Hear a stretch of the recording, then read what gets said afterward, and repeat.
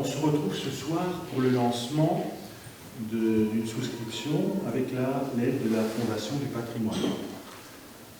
Aujourd'hui, on s'attaque à bien plus gros, puisque l'église d'Erstein est assez monumentale, puisque c'est une des plus grandes églises d'Alsace, avec un chantier hors norme.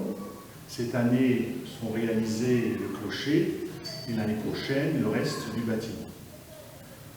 C'est une opération de 2 millions d'euros. La ville est propriétaire de ce bâtiment, et ça c'est le concordat, le droit local qui s'applique. Les aides ne sont pas aussi importantes qu'on aurait pu l'espérer, d'où cette idée de se lancer dans une souscription et d'essayer d'inciter nos concitoyens et les entreprises, par le biais du mécénat, à participer à la rénovation de cette église. On escompte, à travers cette souscription avec la Fondation, de récolter peut-être jusqu'à 10% du montant, c'est-à-dire 200 000 euros. C'est peut-être un peu optimiste, mais on verra bien.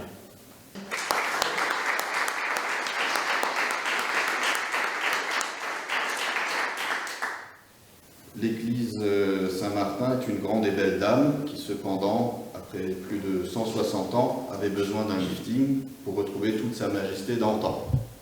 La ville d'Erstein a engagé des travaux en ce sens, et nous, conseil de fabrique, ne pouvons qu'acquiescer ce choix. La ville s'est rapprochée de la Fondation du patrimoine pour programmer une campagne de dons afin de financer une partie des rénovations. Ensemble, ils ont convié le conseil de fabrique Saint-Martin à prendre part à ce projet. Eh bien, M. Dintrich, M. Mengus, c'est un oui enthousiasmé que nous nous associons à cette démarche de sauvegarde du patrimoine ersteinois et que nous porterons sa promotion. Celle-ci démarre d'ailleurs dès ce soir, après cette signature officielle.